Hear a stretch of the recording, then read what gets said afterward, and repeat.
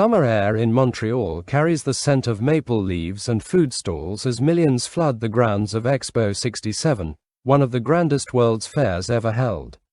Pavilions from around the globe boast futuristic designs, new technologies, and cultural pride. Tucked inside Italy's pavilion, a crowd gathers around something that gleams like a jewel among steel and glass, a low, rakish coupe draped in shimmering orange-red paint. It's Alfa Romeo's latest concept, designed not for sale, but to show the world what Italian car design can do. Marcello Gandini of Bertone sculpted it with flowing fenders, hidden headlamps behind slatted covers, and louvers that give its rear haunches a muscular curve. The public can't get enough. Whispers in English, French, and Italian all say the same thing: this must be built. Though Alfa Romeo internally calls it simply the Expo car, it earns an unofficial title from its birthplace, the Montreal.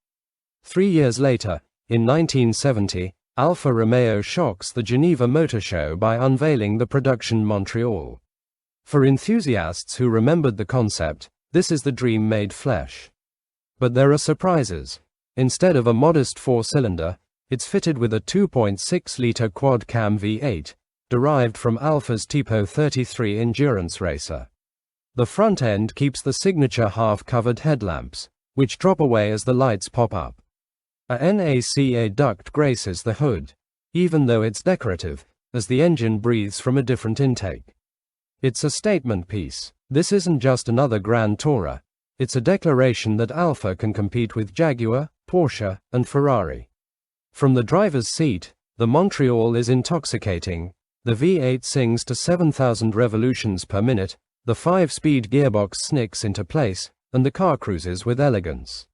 But as road testers soon discover, there are flaws beneath the art. At 1,270 kilograms, 2,800 pounds, it's heavier than many rivals. The 200 horsepower V8 is thrilling, but in the age of lighter, cheaper E-types and 911s, the performance isn't class-leading. The Spyker mechanical fuel injection system is advanced for its time but complex to maintain. The suspension, borrowed from Alfa's more humble GTV, isn't fully up to supercar duties. And then the unthinkable happens. In 1973, the oil crisis sends fuel prices soaring and governments imposing emissions and safety rules.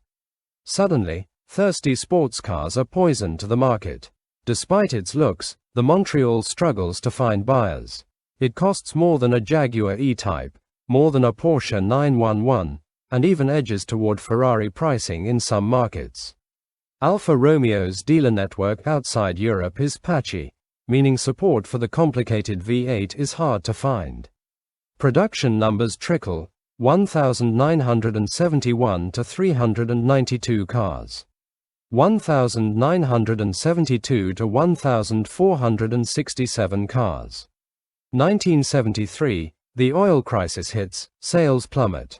By 1977, total production stops at 3,925 units. The Montreal quietly leaves the market, never officially sold in the US due to emissions rules. By the 1980s and 90s, the Montreal has slipped into obscurity. Many are neglected, expensive to maintain, impossible to find parts for, and worth so little that owners let them rot. Mechanics groan when one rolls into their shop. It becomes a secret car only hardcore Alfa enthusiasts talk about. In the 2000s, classic car values begin to climb. Enthusiasts start looking for unique designs from the 70s, and suddenly, the Montreal's Bertone styling is irresistible again.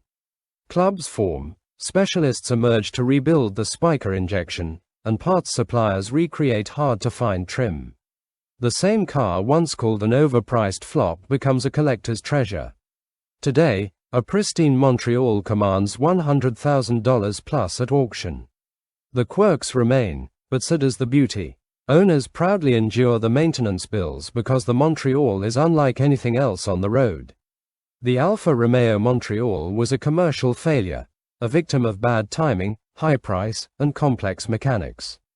But its design, its heritage, and its connection to a golden era of Italian automotive art have redeemed it.